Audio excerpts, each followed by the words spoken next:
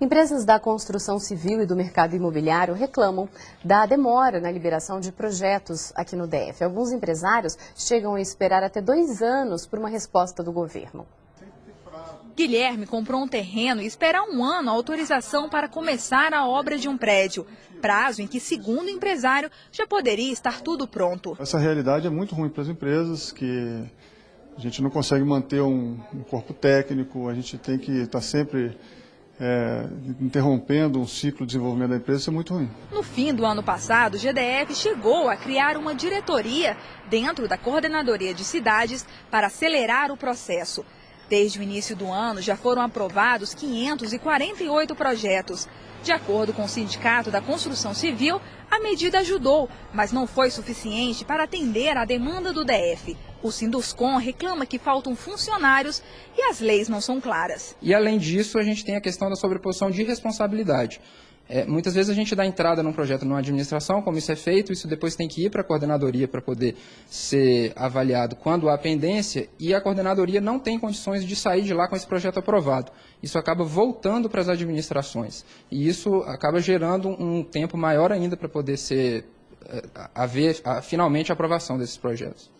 Um levantamento feito pela Associação das Empresas do Mercado Imobiliário, com 10 das 83 associadas, mostrou que mais de 1.100.000 metros quadrados aguardam para serem construídos aqui no DF. Em março de 2011, a associação já havia alertado o GDF sobre os impactos da demora na liberação de projetos. Um dos problemas é a geração de empregos. Se estas obras estivessem em andamento, pelo menos 50.000 novos postos poderiam ser criados, direta e indiretamente. As soluções não foram ainda atingidas, não deram a eficácia que nós precisamos. Então, realmente, nós estamos embarreirados. E o presidente da Associação das Empresas do Mercado Imobiliário, Paulo Muniz, disse ainda que o número de funcionários na empresa dele também diminuiu. Em 2011 eram 800 e agora são 250. Para falar com a gente sobre esse assunto, aqui no estúdio, o secretário da Casa Civil, Schwendenberger Barbosa. Muito bom dia, obrigado pela sua participação. Onde trava esse processo? É na falta de funcionários, é na burocracia? O que impede que esses alvarás sejam concedidos aí, pelo menos mais próximo da necessidade do mercado de crescer? Bom, primeiro dizer que há responsabilidade tanto de parte do governo como do setor privado. No caso do setor privado, é preciso dizer que os empreendedores, eles são responsáveis por 75%, quase 80% do atraso. Significa que o grau de pendências e de exigências que a legislação coloca, eles não respondem satisfatoriamente. Essa é a mais pura verdade. Nós temos dados muito concretos que definem que questões relacionadas à acessibilidade, a parâmetros urbanísticos, a parâmetros arquitetônicos que não são respondidos satisfatoriamente, enquanto não forem, esses atrasos ocorrerão. Isso é um aspecto. O outro é o aspecto de parte do governo.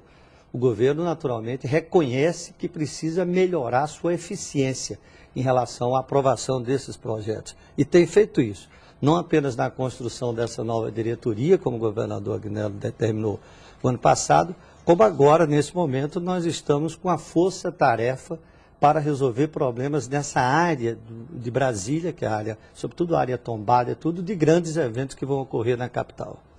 A área do plano piloto é onde existe o maior atraso mesmo?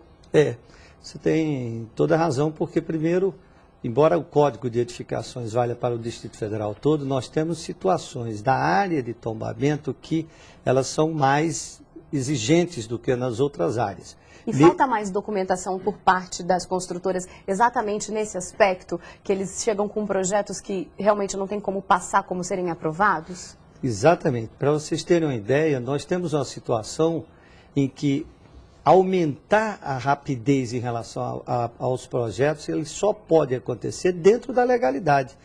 E na medida em que essas exigências não são colocadas, efetivamente apresentadas pelos empreendedores, o tempo vai correndo.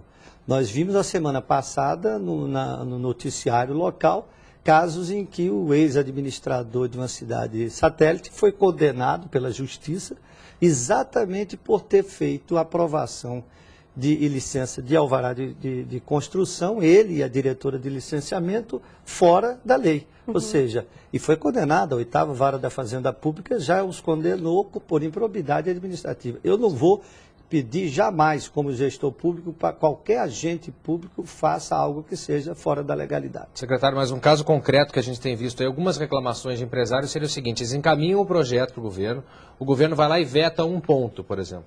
Aí volta para a empresa conserta aquele ponto, encaminha para o governo de novo, volta outro ponto vetado. Em vez de fazer um veto conjunto e já encaminhar toda a solução, o governo vai respondendo a conta-gotas. Isso acaba atrapalhando a obra. Eu acho muito interessante isso que você está colocando, porque veja, antigamente era assim, hoje não.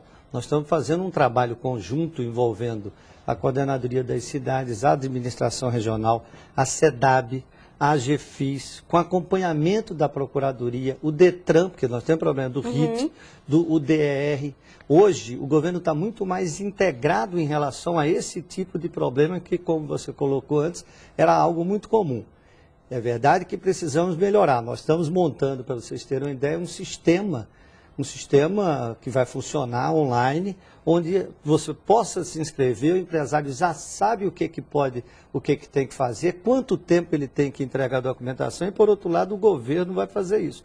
Mais uns meses nós vamos estar com isso tudo pronto. Significa dizer que vocês vão poder ter acesso, a população vai poder ter acesso e o empresário também.